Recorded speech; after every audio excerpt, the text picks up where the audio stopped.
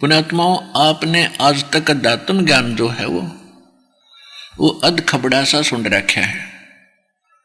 कहीं का सिर कहीं की चोटी, इस तरह का ज्ञान आपको सुना है। यथार्थ ज्ञान, तत्व ज्ञान अब सुनने को मिलेगा। संपूर्ण कथाएं कैसे हैं।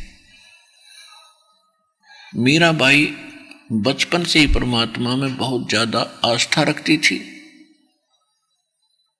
और ठाकुर समाज में उनका जन्म था। ठाकुर लोग अपनी बहन बेटियों को, बहुओं को पर्दे में रखते थे, घर से बाहर नहीं जाने देते थे, अपनी इज्जत समझते थे और स्वयं सारा काम करते थे।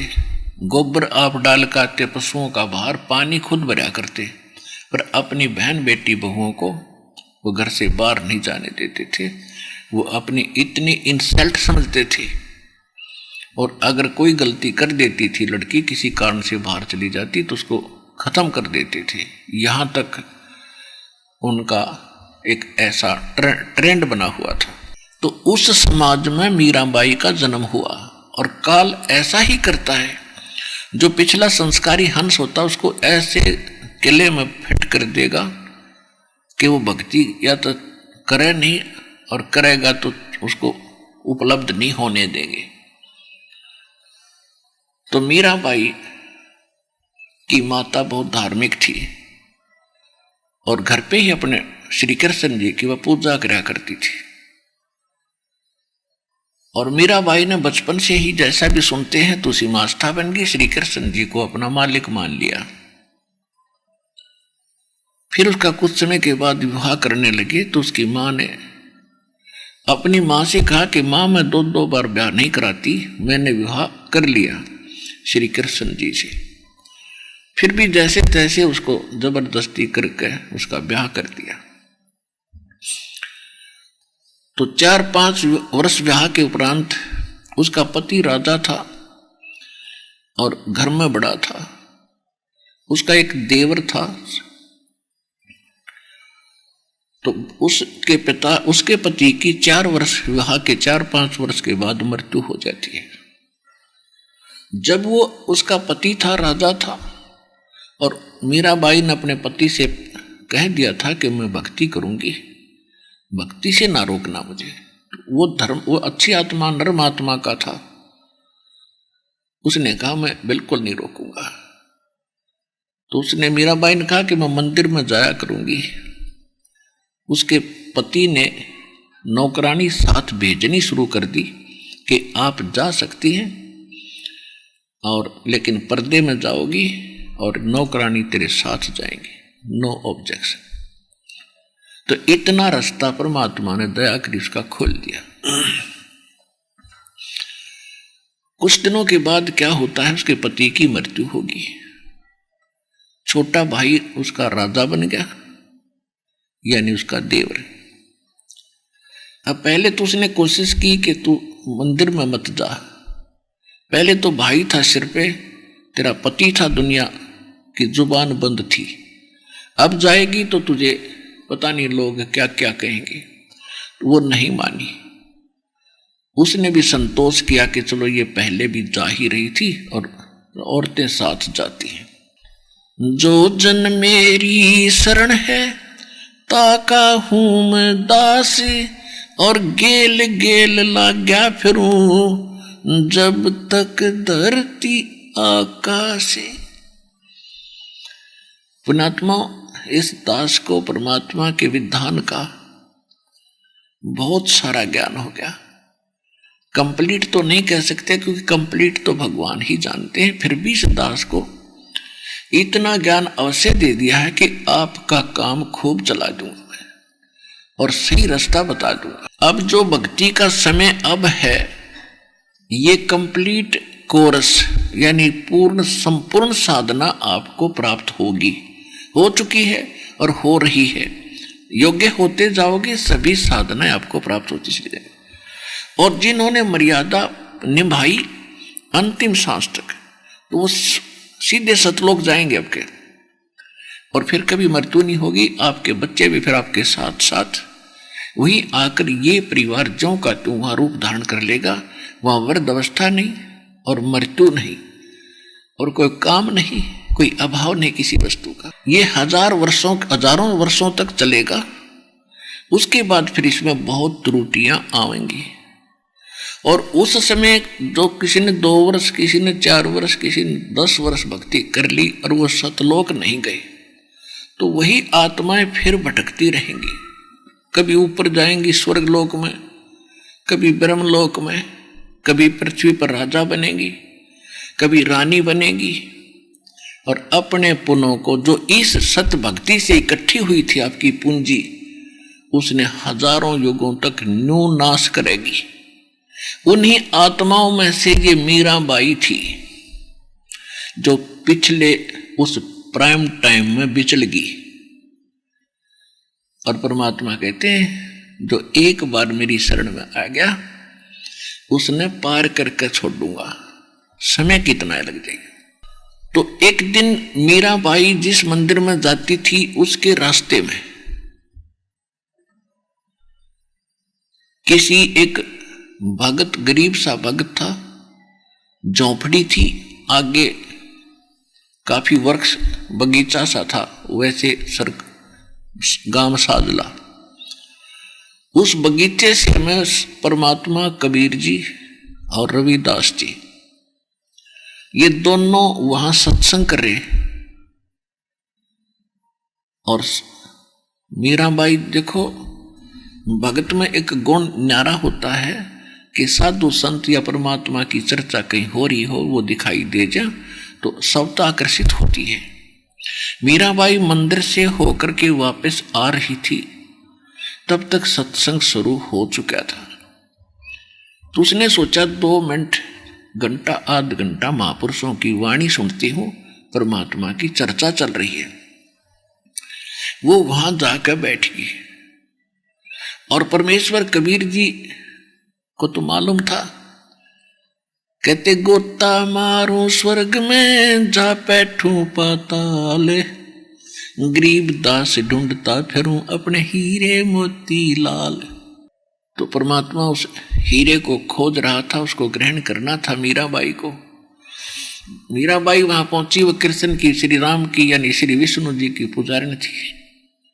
परमात्मा बता रहे थे कि तीनों देवता ब्रह्मा विष्णु महेश नासवान हैं, इनकी जन्म मृत्यु होती है। 3 देव की जो करते भक्ति, उनकी कदे ना होवे मुक्ति। अपने आत्माओं पहली बार हमने भी ये बात सुनी थी तो चक्कर काट गया दिमाग कि कहते यू महात्मा पागल है, इसने अकल नहीं कती भी। बिना सिर पैर की बात कह रहा है कि विष्णु राम और ये नासवान है, इनकी भक्ति ठीक नहीं। तो मीराबाई का उथल पुथल होगी, लेकिन श्रद्धालु बगावत नहीं करते, दुख कितना ही हो।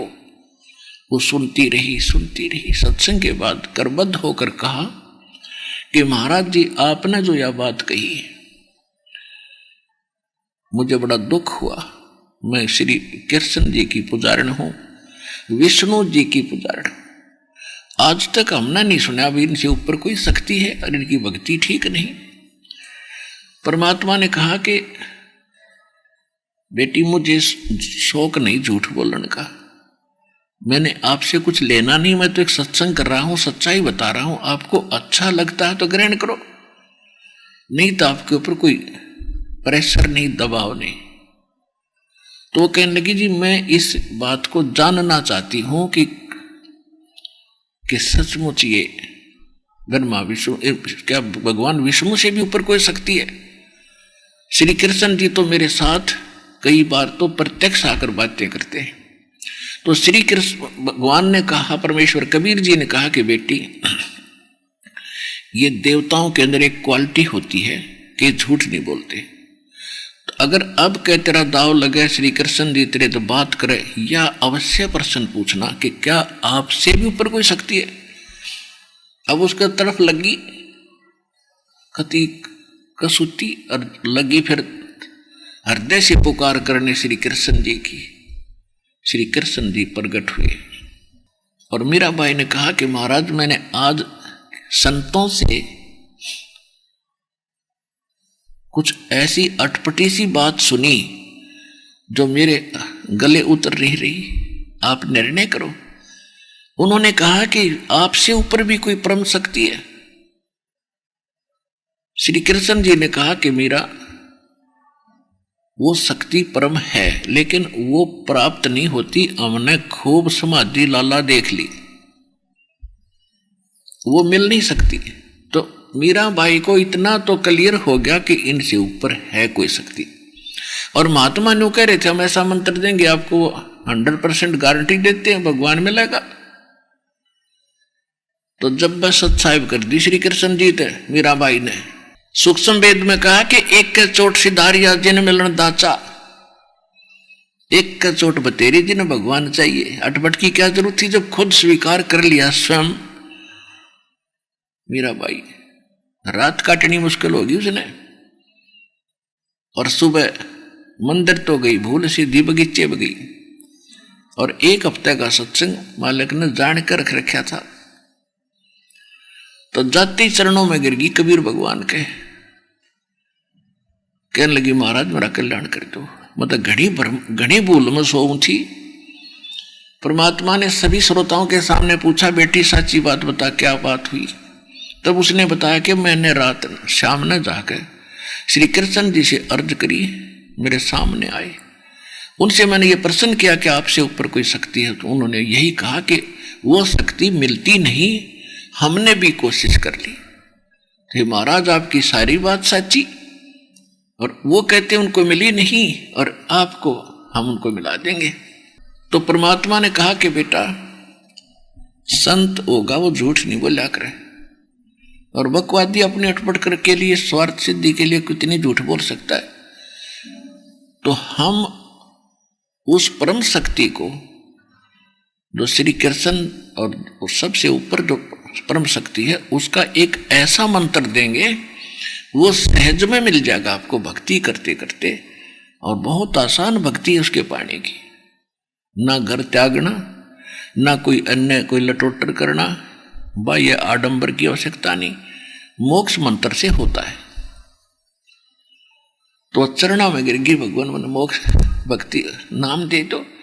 अब परमात्मा को ये दिखाना देखना था, उसका टेस्ट करना था, उसकी परीक्षा करनी थी कि यह भगत है। भगत के अंदर जाति अभिमान, पद अभिमान, किसी भी प्रकार का अहंकार अगर है तो भक्ति नहीं कर सकता। सबसे पहले संत उसके उस अभिमान अहंकार का नाश करते हैं जो भक्ति नाशक बाधक है। परमात्मा को तो पता था क्या होगा, और रविदास जी से कह दिया था कि मैं वो लड़की आवेगी मीरा और मैं तेरे पास भेजूंगा, और आप उसको ये पहला मंत्र मैंने दे रखा है ना, इसको देना, केवल इसको देना, आगे नहीं किसी को देना भी। तो कबीर साहब जब वो लड़की आई तो कबीर साहब ने कहा बेटा जाओ, वो भक्त बैठा महात्मा वो आपको दीक्षा देगा, मैंने उसको आदेश दे रखे हैं। अब जब मीराबाई वहां पहुंची और उनसे प्रणाम किया कि महाराज जी मुझे दीक्षा दे दो, सामने बैठे थे थोड़ी दूरी पर, तो रविदास जी ने कहा कि बहन दीक्षा तो गुरुजी देते हैं, वही दिया करते हैं, कि उन्होंने ही तो कहा है। तो परमात्मा ने कहा रविदास कल्याण कर बेटी का। तब रविदास ने कहा कि बहन बात सुन ले, मैं जाति से चमार हूं और आप ठाकरों की बेटी हो, देखो समाज तुझे बहुत कुछ बुरा भला कहेगा, और बहन गुरु के प्रति अगर फिर तेरी आस्थाहीन होगी, आपके मन में दोष आ गया तो भक्ति नष्ट हो जाएगी, गुरु और शिष्य का नाता समाप्त हो जाएगा, आप सोच समझ लो। तो मीराबाई ने कहा कि भाड़ में पड़ो यो संसार, आप मेरे पिता, मैं आपकी बेटी, भगवान मैंने नाम दे दो, मुझे दीक्षा दो, मेरा कल्याण करो। मैं जिस वस्तु के लिए तरफ रही हूं वो मुझे मिलने जा रही है, तो मैं संसार नहीं देखूंगी। तो मीराबाई को रविदास जी ने दीक्षा दे दी। वो सत्संग सुनने आती रही, फिर सत्संग समाप्त हुआ, संत चले गए। कुछ दिनों के बाद वो फिर आए। उस समय खेतों में काम का समय था, तो वो रात्रि में सत्संग कराया करते कि दिन में काम करो, घर के भी प्रसन्न रहेंगे, नहीं तो तुम्हें आने नहीं देंगे। दिन में अपना खेतों का काम करो, मजदूरी करो, किसानी करो, और रात में अपने नींद के समय में से भगवान का ज्ञान सुनो। तो फिर वो 1 हफ्ते का 10 दिन का रात का सत्संग रख दिया। अब मीराबाई रात को जान लगी। अब इस बात का उसके देवर राजा को बड़ा दुख हुआ कि भाई पहले तो दिन में जाया करती मंदिर में, अब रात ने जावा सत्संग में, या तो बात बिगाड़ेगी, इज्जत का नाश करेगी, और कित मुंह दिखावाएंगे, कहाँ मुंह दिखाएंगे, कहीं गड़बड़ होगी तय। तो उसने क्या सोचा कि इसको मार देता हूं, और ऐसे ढंग से मारूं कि लोगों को पता भी ना चले। तो उसने क्या तरीका अपनाया, उसने अपने लड़के का जन्मदिन मनाना चाहा और उसमें सभी रिश्तेदारों को इकट्ठा किया। उधर से एक सपेरे से कहा कि कैसा सर्प ला दे कि डंक मारते मृत्यु हो जाए। राजा का आदेश, उस सपेरे ने ऐसा ही ला के दे दिया, ऐसा सर्प ला दिया और दिखा दिया उस राजा को एकांत कोठड़ी में कि एक बार इसको खुलते ही और सीधा माथे में डंक मारता ही है, जिसका कोई ट्रीटमेंट नहीं। राजा ने उसको मुंह मांगे पैसे दे दिए और उसको एक आभूषणों के डिब्बे में बंद करके, गहनों के डिब्बे में बांदी को दे दिया और कहा कि मीराबाई को दे के आ जा और कह देना आज इस हार को पहन, इसमें एक हार है बहुत कीमती, इसको पहन लेगी, और आज मेरे लड़के का जन्मदिन है और बहुत से रिश्तेदार आएंगे, मेरी बेइज्जती ना करवाना, नहीं तन्यों कहेंगे भाई मर गया।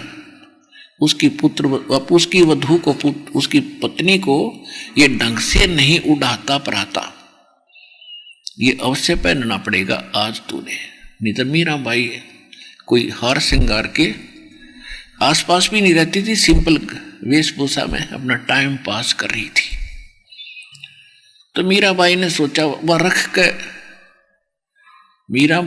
रख के चलेगी रानी बांदी। तो उसने सोची कि मेरे लिए तो मिट्टी है, हार है तो मिट्टी है, ना पहनूंगी तो 36 बात बना होगा, इसने डाल लेती हूँ थोड़ी देर गले में।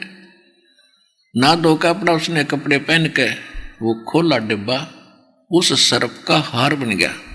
उस विषैले सर्प का एक बहुकीमती हार बन गया, गले का आभूषण बन गया, और उसने वो डाल लिया। अब उस राजा ने सोची थी कि वह मर्गी होगी और सर्प वहीं घूम रहा होगा, और सबको कह दूंगा कि इसको सर्प ने डस लिया, सर्प ने डस लिया, मर्गी। सबके सामने गवाही हो जाएगी कि सर्प ने डसने से मर्गी। अब वो गया, जाकर के देखा उसने कि वह हार पहने बैठी और वो डिब्बा वहीं रखा खाली। तो वो क्या कहता है कि ए नीच आत्मा, इतना कीमती हार तू कहां से लाई? मुझे पता था तू रात को कैसे जाती है, किस लिए जाती है, तो इन्हीं कर्मों के लिए जाती थी। तेरी गर्दन काटूंगा, अब सब रिश्तेदारों को बुलाता हूं, तू कहां से लाई? तो उसने कहा जी आपने भेजा था, आप मुझे जीने देते ना मरने देते हो। आपने अभी इस नौकरानी के हाथ भेजा था कि पहन ले, मैंने यो पहन लिया। वह नौकरानी बुलाई कि यही डिब्बा था? कहा यही था जी, मैं ये रख के गई थी। वह बोली और कोई डिब्बा नहीं मेरे पास, देख लो, मैं कभी पहनती नहीं हार। तो उसका तो कलेजा पकड़ा गया उस राजा का कि बड़ी अनहोनी हुई भैया, या तो नाम रहे इज्जत का गाहक, इज्जत की गाहक बनेगी। वो तो हो गया उनका समागम जो होना था।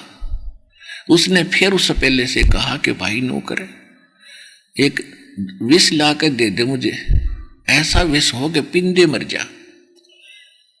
उसने ऐसा विष ला के दे दिया और उसका खूब टेस्ट करा दिया, एक छोटे से जानवर पर डालते ही मर गया।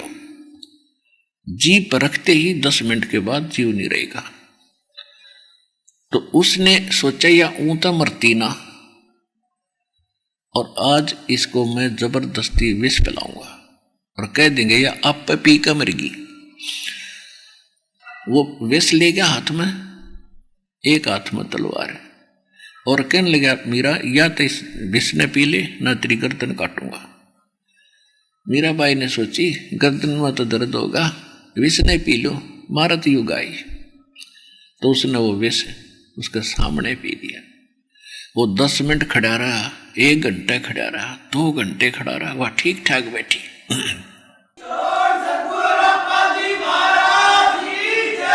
सूक्ष्म वेद में कहा है, मन तू पावेगा अपना किया रे, भोगेगा अपना किया रे। भाई मीरा बाई को मारन लागे जहर का प्याला प्यारे, मीरा बाई को मारन लागे जहर का प्याला प्यारे। पीवत ही अमृत हो लाग्या, हो गया सर्द ही यार, मन तू पावेगा अपना किया रे, भोगेगा अपना किया रे।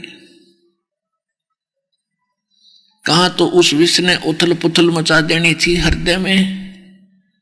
गरीबदास जी कहते हैं कि पीवत ही अमृत बन गया और हो गया ठंडा ही यारे, हो गया सर्द ही यारे, हृदय कलेजा ठंडा हो गया उसका उस विष से।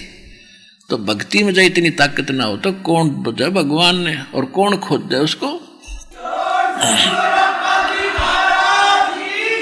अब उसने सोचा भाई ना तो या मारे तो मरती, और अब इसका क्या इलाज करूं। तो उसने मीराबाई की मां बुला ली और उससे कहा कि माता इसने समझा दो, इसने तुम्हारी इज्जत का नाश कर दिया और दुनिया पता नहीं कि मुंह बना हुआ है, जगह जगह बातें चलती हैं, तो यह हमसे मेरी बर्दाश्त से बाहर की बात है, तू समझा। तो मीराबाई की मां उसको समझाने लगी, बेटी तो इस सत्संग में ना जाया करे। और देखो सारा संसार पता नहीं के बात बना रहा है, कोई 19 कहता है, कोई बुरा कहता है, कोई अच्छा कहता है। और दूसरी बात, हम ठाकर औरतें ने जिसको गुरु बना रखा वो चमार है। तब तक रविदास जी ही को वह गुरु मानती थी, फिर परमात्मा बाद में मिले थे कबीर साहब। मीराबाई जब घर छोड़कर चली गई थी, ये लंबी कथा है क्योंकि एक सत्संग में ये पूरा प्रकरण नहीं हो पाता। आज विषय दूसरा है इसलिए थोड़ा सा हिंट अवश्य दूंगा। तो उसकी मां ने कहा, बेटी हमारी इज्जत का यूं भी बट्टा लगा है, हानि है कि तू आपने एक चमार से और ठाकुर होकर उसकी शिष्या बन गई बेटी, इसमें भी हमारी इज्जत का हानि है। तो मीराबाई कहती है कि माता अब ये शिक्षा मेरा लागा को नहीं, मैं समझ चुकी हूं भगवान को, मैं जान चुकी हूं मालिक को, और इस संसार से भी परिचित हो चुकी हूं, और अपने जीवन के उद्देश्य से मैं परिचित हो चुकी हूं, अब मैं ना मानूं। उसकी मां कहती है, सत्संग में जाना मीरा छोड़ दे, सत्संग में जाना मीरा छोड़ दे, हाय मारी लोग करें तकरार, सत्संग में जाना मीरा छोड़ दे, सत्संग में जाना मेरा ना छूटरी, सत्संग में जाना मेरा ना छूटरी, हारी चाहे जड़े कमरो संसार, सत्संग में जाना मेरा ना छूटरी। थारे सत्संग के राय में ही, थारे सत्संग के राह में ही आए वहाँ पर रहते हैं काले नाग, कोई कोई नाग तन डस ले वही। आए वहाँ पर रहते हैं काले नाग, कोई कोई नाग तन डस ले वही। जब गुरु मारे मेरे करेरी, जब गुरु मारे मेरे करेरी, हारी व तो सरप गंडे वे बने जा। सत्संग में जाना मेरा ना छोटेरी, हारी व तो सरप गंडे वे बने जावे। सत्संग में जाना मेरा ना छूटेरी। थारे सत्संग के राह में ही, थारे सत्संग के राह में आए वहाँ पर रहते हैं बब्बर शेर, कोई कोई शेर तन खा लेवे। आए वहाँ पर रहते हैं बब्बर शेर, कोई कोई शेर तन खा लेवे। जब गुरु मारे मेरे करेरी, जब गुरु मारे मेरे करेरी, हारी व तो शेरों के गिदड़ बने जाव। सत्संग में जाना मेरा ना छोटेरी, हारी व तो शेरों के गिदड़ बने जावे। सत्संग में जाना मेरा ना छोटेरी। थारे सत्संग के बीच में ही आए वहाँ पर रहते हैं साधु संत, कोई कोई संत तन ले रमे। आए वहाँ पर रहते हैं साधु संत, कोई कोई संत तन ले रमे। तेरे री मन में माता पाप है री, तेरे री मन में माता पाप है री। और संत मेरे माँ बाप है री, संत मेरे माँ बाप है री। हारी वह तो कर देंगे बेड़ा पार। सत्संग में जाना मेरा ना छूटेरी, हारी वह तो कर देंगे बेड़ा पार। सत्संग में जाना मेरा ना छूटेरी। अब उसकी माँ फिर अंतिम पेच लगावे है। वो तो जात चमार है, वो तो जाति चमार है, इसमें हमारी आर है, इसमें हमारी हार है। तेरे री लिख मता चमार है री, तेरे लिख मता चमार है री। मेरा सिरजन हार है री, मेरा सिरजन हार है री। हारी वह तो मीरा के गुरु रविदास, सत्संग में जाना मेरा ना छूटेरी। हारी वह तो मीरा के गुरु रविदास, सत्संग में जाना मेरा ना छूटेरी। मीराबाई नहीं मानी। मीराबाई ने देखा कि अब मुझे ज्ञान पूरा हो गया, ये संसार किसी का नहीं, और यहाँ मुझे ये भक्ति करण नहीं देगा, इनकी या चौधर और इनकी इज्जत। तो रात्रि के समय घर से निकल गई। अब मीराबाई पहुंच गई, जा रही थी, रास्ते में एक संत एक गुफा में रहता था और उसका बहुत बोलबाला था, क्योंकि भोली जनता तो आडंबर को ज्यादा महत्व देती है।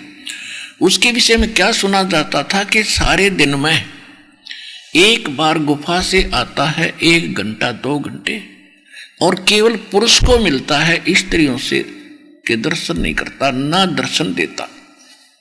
तो इस बात से हमारा समाज और ज्यादा प्रसन्न होता है कि भी महात्मा के कमाल है जब स्त्रियों को निकट नहीं आने देता। स्त्री भूतनी है, चपट जाएंगी थारे बिना अकल के आदमी बेटी के बाद।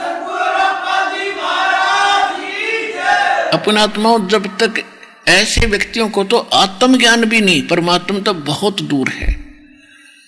अब जैसे पहले सांग होया करते गांवों में, उसमें पुरुष ही स्त्री का रोल करा करते, सारा साजबाज, और जवान लड़के बिल्कुल बगैर दाढ़ी मूछ के लड़कियों का स्वांग करते थे और लड़कियों के कपड़े पहनते थे।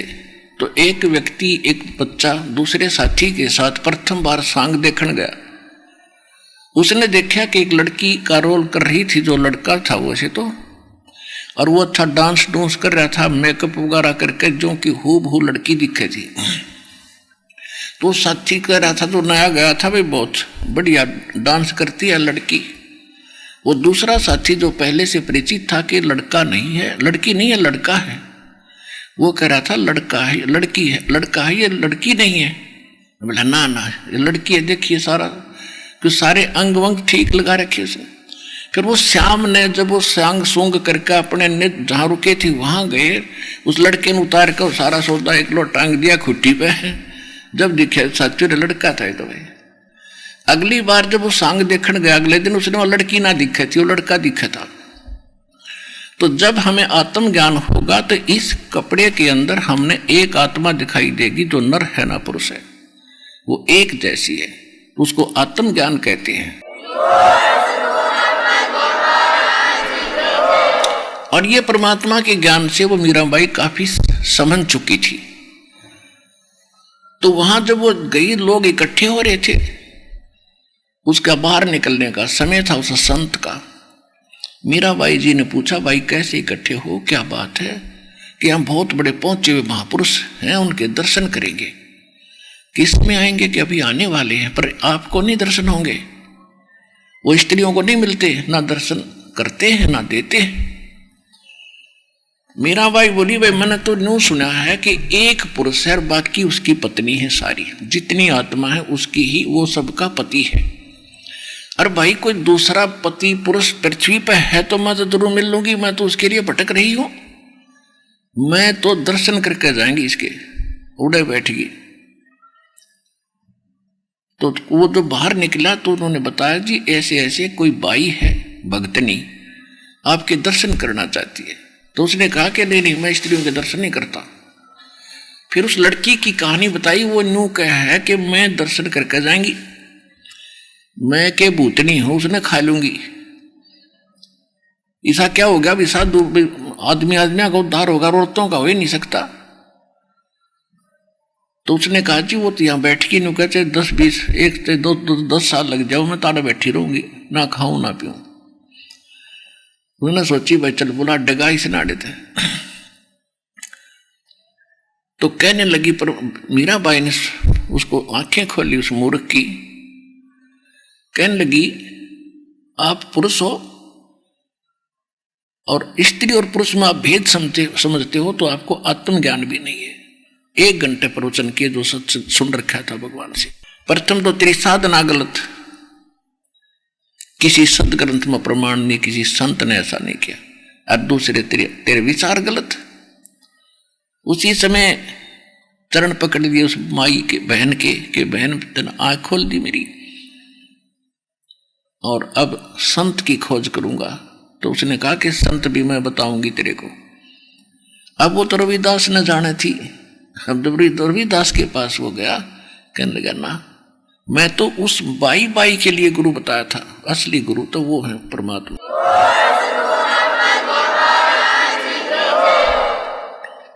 मीराबाई फिर भी उसने देखा कि वृंदावन के अंदर काफी साधु संत सुलझे हुए रहते, तो वहीं जाकर उसने अपनी एक झोंपड़ी डाल ली। फिर परमात्मा वहां पहुंचे कबीर साहब। उनको यथार्थ ज्ञान बता, बेटी तेरे को वहां से करेड़ना था, निकालना था, और अब दूंगा तुझे सतभक्ति। जब परमात्मा ने उसको यथार्थ ज्ञान और सही भक्ति बताई, आगे के जो मंत्र थे कंप्लीट कोर्स दिया, तब मीराबाई का उद्धार हुआ। ये है रियल स्टोरी।